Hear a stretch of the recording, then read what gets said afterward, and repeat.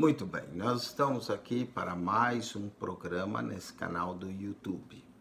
E hoje nós vamos ver Mateus capítulo 28, concluindo assim o Evangelho de Mateus.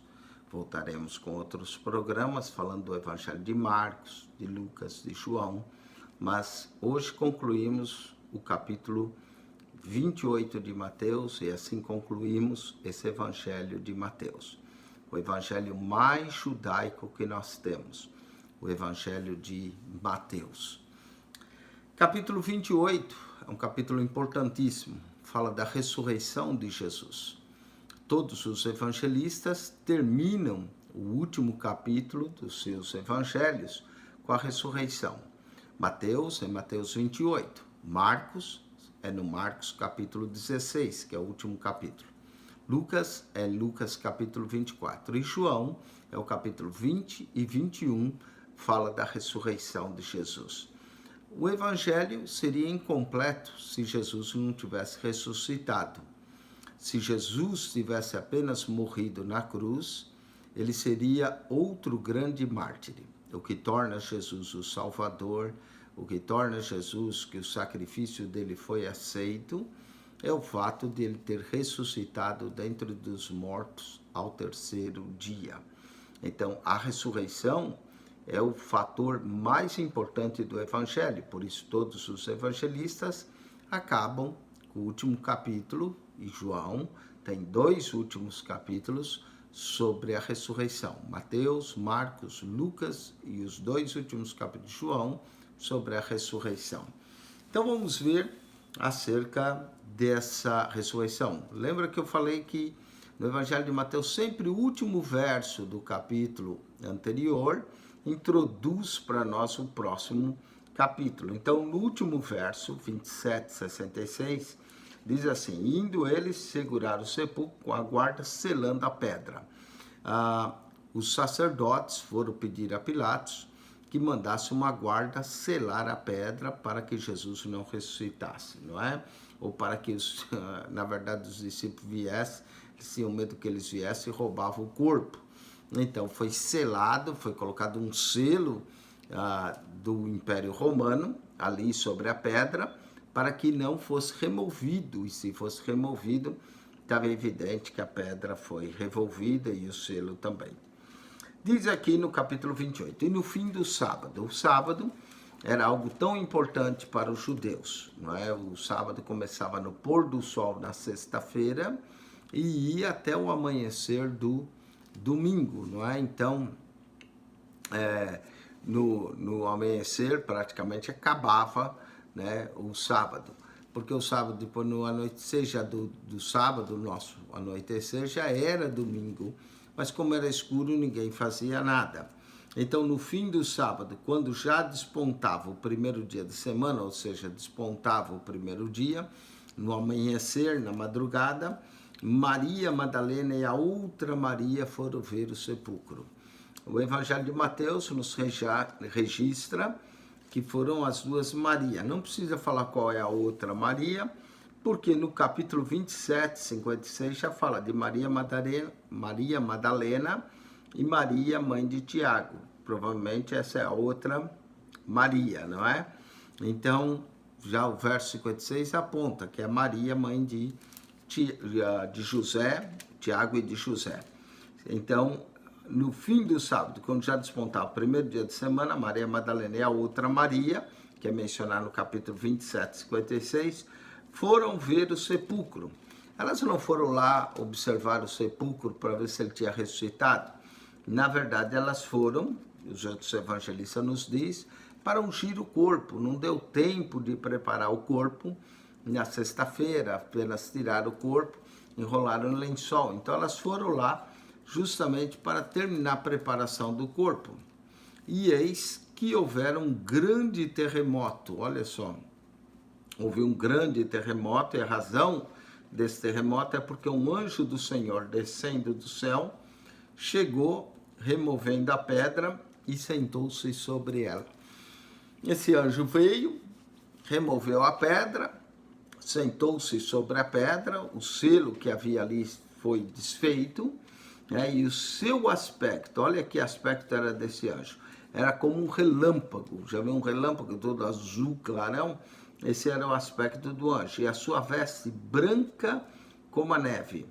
E os guardas, com medo dele, ficaram muito assombrados e como mortos. O que aconteceu aqui? Os guardas perderam a consciência, né? Conforme esse anjo chegou, algo aconteceu com os guardas, eles ficaram tão assombrados, diz que eles ficaram com medo dele, e ficaram muito assombrados e caíram como mortos, ou seja, foi um desmaio momentâneo dos guardas quando viram esse ser celestial chegar, remover a pedra, mas sentando sobre a pedra, provocou um terremoto. O aspecto era como um relâmpago azul, as vestes brancas como a neve, e os guardas com medo ficaram muito assombrados e como mortos, perderam a consciência, ou seja, desmaiaram. Mas o anjo respondendo disse às mulheres: não tenhais medo. Os guardas ficaram com medo, até desmaiaram. Mas para as mulheres, não tenhais medo, pois eu sei que buscais a Jesus que foi crucificado.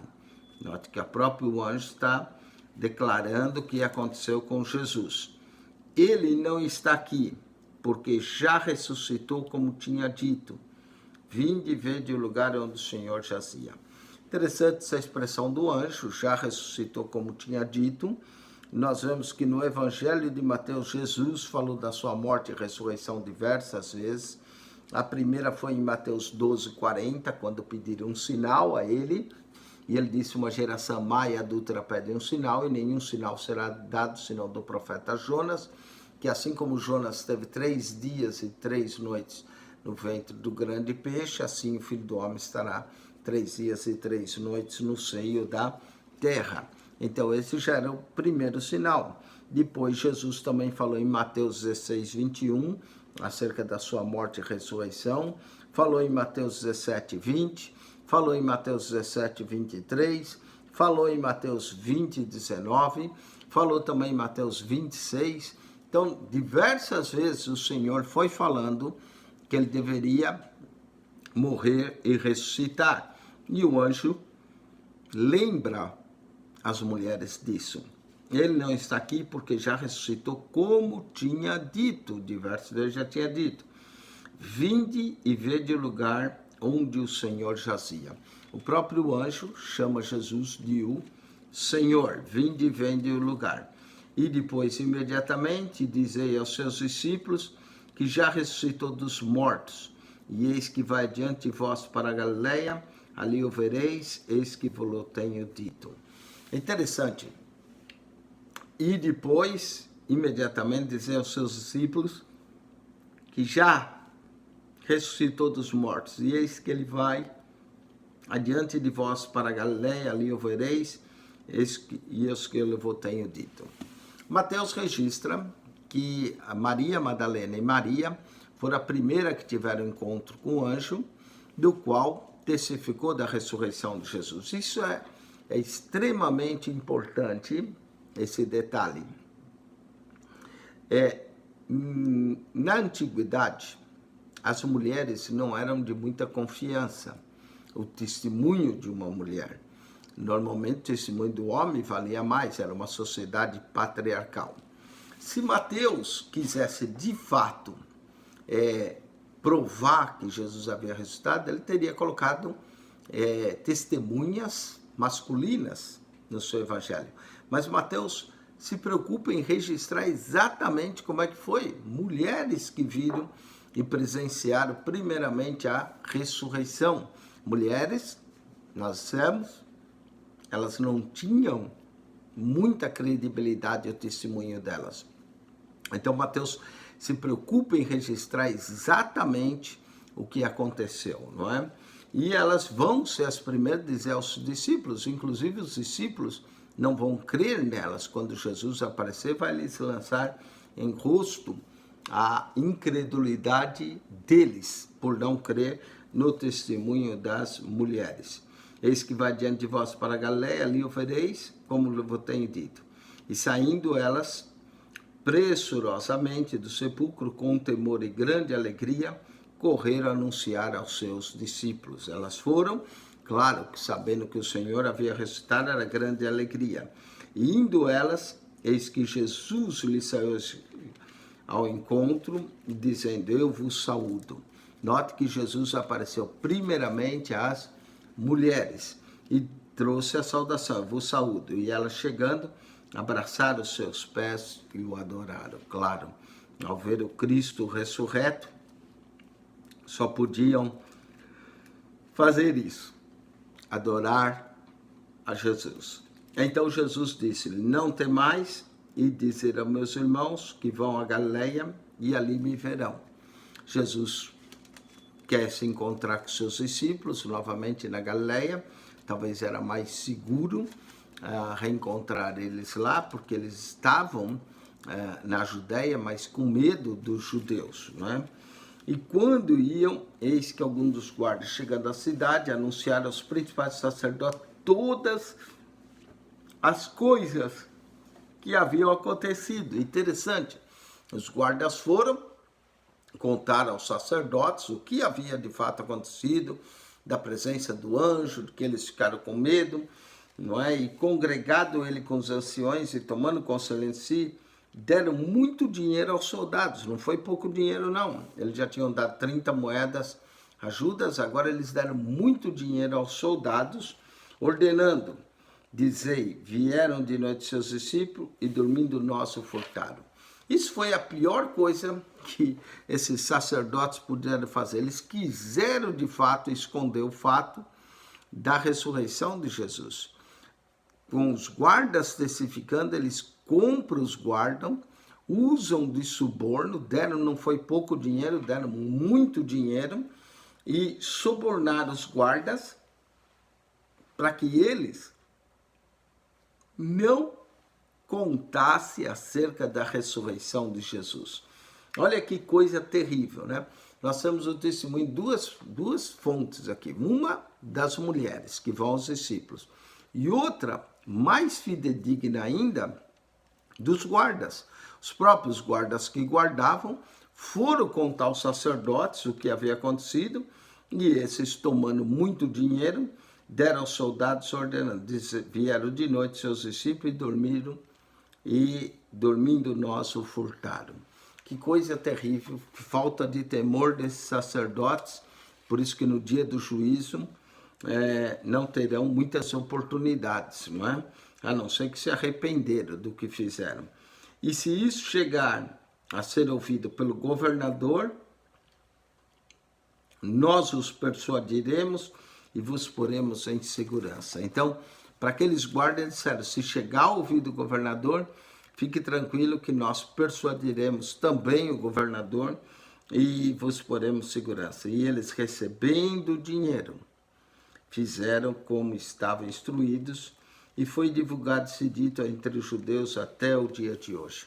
Então, muitos judeus não criam na ressurreição porque os sacerdotes diziam, não, esse fato não é verdade. Os discípulos vieram de noite, os guardas estavam dormindo e roubaram. E essa é a história que se divulgou para dificultar muitos judeus a crerem na ressurreição de Jesus. E os seus 11 discípulos partiram para a Galileia, interessante 11, porque Judas já não está mais no meio deles, Judas se enforcou, nós vimos isso no capítulo 17, partiram para a Galileia, para o monte que Jesus lhe havia designado. Eles foram adiante para a Galileia. O Evangelho de Mateus não tem nenhuma aparição de Jesus aos discípulos na cidade de Jerusalém. João o faz, os outros evangelistas também o fazem, Lucas, mas Mateus não. Mateus menciona o fato de Jesus querer encontrar com os seus discípulos na Galileia. E quando o viram, adoraram, mas alguns duvidaram. Jesus apareceu a eles, mesmo Jesus aparecendo, alguns ficaram em dúvidas, né? Nós temos no Evangelho de João, por exemplo, que Tomé ficou em dúvida. E quando o viram, adoraram, mas alguns duvidaram. E chegando-se Jesus, falou-lhes dizendo, E aqui é muito interessante, nós estamos concluindo, né? Chegou Jesus, falou, é-me dado todo o poder no céu e na terra. Antes da ressurreição, Jesus já tinha poder. Agora, depois da sua ressurreição, ele diz, é-me dado todo o poder. Ele é o Todo-Poderoso. Ele me dá todo o poder no céu e na terra. Não há nada que Cristo não possa fazer. Ele tem todo o poder. Todo o poder no céu, todo o poder na terra. Por isso que nós devemos clamar a Ele, né, que tem todo o poder. E agora Jesus vai dar o que nós chamamos grande comissão. Eu gosto desse termo, grande comissão, e prefiro até esse termo comissão em vez de missão, porque é na verdade uma comissão. Vou explicar. Missão é uma coisa que talvez você faça só. Comissão é uma coisa que você faz com alguém.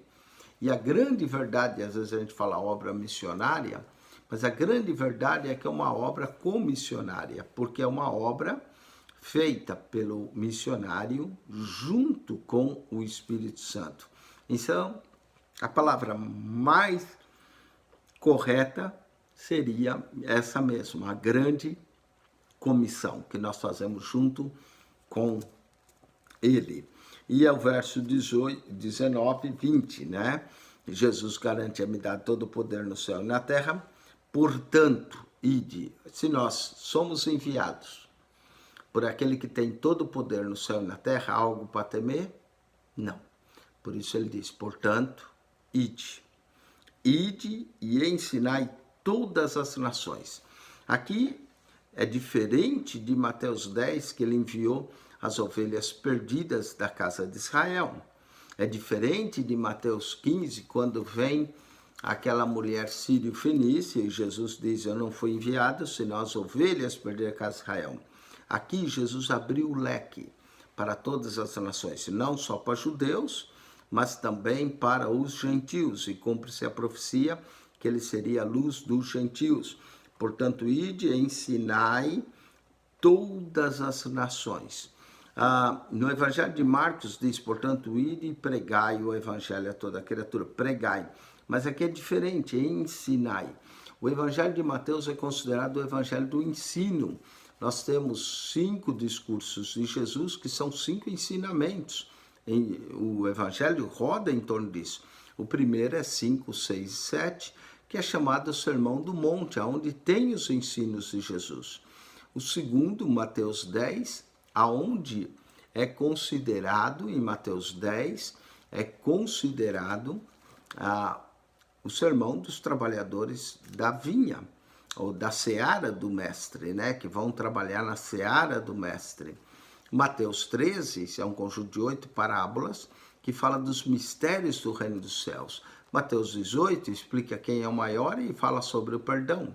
E Mateus 24 e 25, que é chamado sermão profético, sermão escatológico, tem todos eles ensinos acerca do mestre e do reino dos céus. Sem contar as parábolas que Jesus disse, o reino dos céus é semelhante, é outro ensino. Então, portanto, ide e ensinai. O Evangelho de Mateus é considerado o Evangelho do ensino, era usado pela igreja nos 2 primeiros séculos para ensinar aquilo que Jesus ensinou. Portanto, ide e ensinai todas as nações, não só Israel, mas agora todas as nações, batizando-os em nome, note o singular, em nome. Não há 3 deuses, há apenas um Deus que coexiste, olha como eu estou falando, coexiste, ou seja, existe junto em Pai, Filho e Espírito Santo. Não são 3 deuses, são sim 3 pessoas. A pessoa do Pai, a pessoa do Filho e a pessoa do Espírito Santo. Essas 3 pessoas coexistem e formam um Deus. Como é que nós vamos entender a Trindade? Aqui aparece a Trindade, Pai, Filho e Espírito Santo. É 3 em 1. Por exemplo, o ovo. O ovo, é claro que toda figura que eu usar ela é imperfeita, mas eu vou dar algumas. O ovo tem casca, clara e gema. Qual dos 3 é o ovo? Todos 3. A casca, a clara e a gema. Assim é Deus, assim Ele é Pai, Filho e Espírito Santo. H2O é a fórmula química da água. Duas moléculas de hidrogênio e uma de oxigênio, H2O, água. A água pode estar no seu estado líquido, que é a água que nós bebemos. Se nós fervermos, ela entra no seu estado gasoso, vira vapor d'água. E se nós colocamos na geladeira, ela vira no seu estado sólido e se torna gelo. Presta atenção, H2O sólido, H2O líquido, H2O gasoso. Qual dos três é H2O? Todos três, assim é Deus, Pai, Filho e Espírito Santo. Então, quando um triângulo, para ser triângulo é preciso ter o quê? 3 lados ou 3 ângulos. Se for 4, já é quadrado, mas se for 3, é triângulo. 3 ângulos ou 3 lados.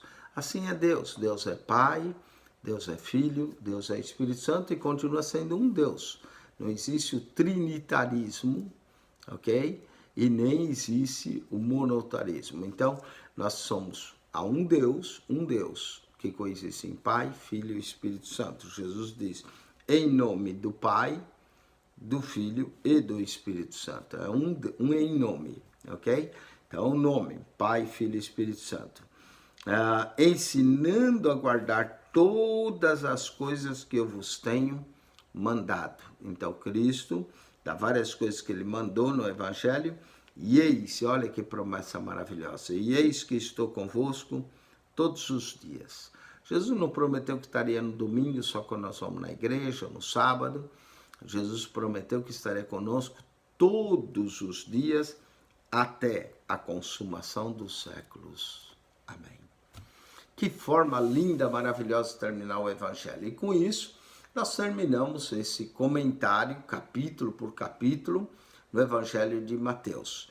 Quero pedir que você assista os outros capítulos, não é? E assista os próximos que nós faremos no Evangelho de Marcos. Vamos começar com a introdução do Evangelho e depois vamos capítulo por capítulo, os 16 capítulos de Marcos, depois 24 de Lucas, os 21 capítulos de João, os 28 capítulos do livro de Atos, os 16 capítulos de Romanos, os 16 capítulos de 1 Coríntios, os 13 capítulos de 2 Coríntios, os 6 capítulos de Gálatas, de Efésios, não é? E os 4 Colossenses, de Filipenses, e vamos assim, numa ordem, ensinando todo o Novo Testamento, capítulo por capítulo.